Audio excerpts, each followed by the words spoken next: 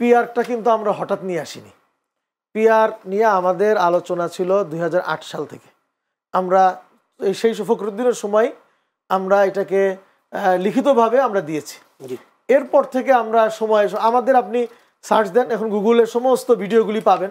আমাদের যতগুলি সমাবেশ আমরা করেছি প্রত্যেকটা বা অধিকাংশ জাতীয় মহাসমাবেশগুলোতে পিআর সম্পর্কে আলোচনা ছিল।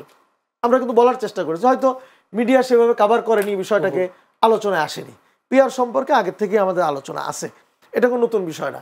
আর এই সরকার আসার পরেও, এই সরকার যখন ঐক্যমত্য কমিশন হলো, প্রথম যখন লিখিত চাওয়া হয়েছে, আমরা 10 এপ্রিল ফেব্রুয়ারিতে গঠন হয়েছে ঐক্যমত্য কমিশন, প্রথম বৈঠকেই কিন্তু আমরা লিখিতভাবে স্প্রেডশিট যখন চেয়েছে তখন আমরা দিয়েছি।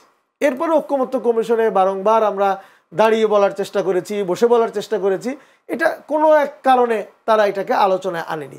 এখন আমি আপনাকে বলছি ভাই আপনি আমার দিক ফেরেন, আমার দিক ফেরেন, আপনি অনেকক্ষণ পরে বললেন তা আমি তো শুনিই না আপনার কথা, তাহলে তো আর হবে না। তা আমি কি বলি নাই?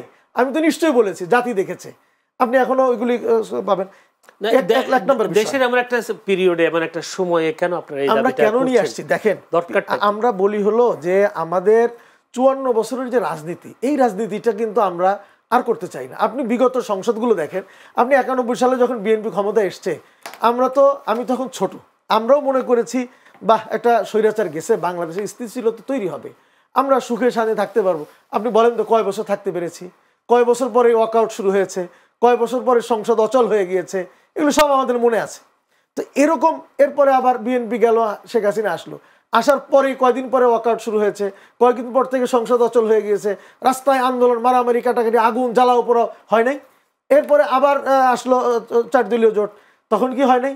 এবং ওনাদেরকে বিদায় দেওয়ার জন্য যা যা হয়েছে মনে আছে নিশ্চয়ই আপনাদের, এগুলি আবারও হয়েছে। তার মানে আমরা কি দেখছি, 54 বছর একটা সরকার আসবে, আসার 6 মাস নন ইস্যু হয় অনেক সময়, 6 মাস পর থেকে জ্বালাও পোড়া ভাঙচুর আন্দোলন শুরু হয়ে যাবে।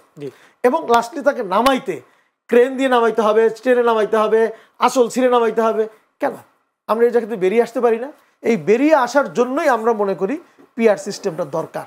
আপনি দেখেন ফ্যাসিস্ট আওয়ামী লীগ কি বলতো, হাসিনা এরকম কথা এখনো বলে, এখনো যে আমরা অনেক সময় তার রেকর্ড যা আসে সেখানেও বলে যে আমি মেট্রো রেল করে দিয়েছি, আমি ওটা করে দিয়েছি, আমি ওটা করে দিয়েছি। আরে তোমার বাপের টাকায় করেছো তুমি, এগুলি করেছো জনগণের টাকা। একজন রিক্সাওয়ালা, সে রিক্সা চালিয়ে যে টাকা পেয়েছে রাত্রেবেলায় তার সন্তানের জন্য যে জুতা কিনে, জুতার মধ্যে 100 টাকায় কিনতে পারতো, সেখানে 120 টাকায় কিনে 20 টাকা সে ভ্যাট দেয়। এই ভ্যাট দিয়ে প্রধানমন্ত্রীর বাসার টয়লেট পেপারটা পর্যন্ত ক্রয় করা হয় এই রিক্সাওয়ালার ভ্যাটের টাকা।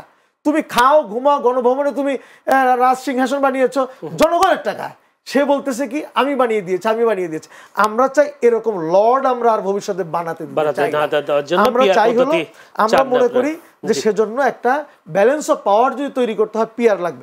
আমি আর দুইটা কথা বলে দিয়ে যাই, সেটা ছোট করেই বলি। ভাই বলছি স্থিতিশীল সরকার, আরে হাসিনাই তো স্থিতিশীল সরকার ছিল 17 বছর, এর চাইতে আর কি স্থিতিশীল চান?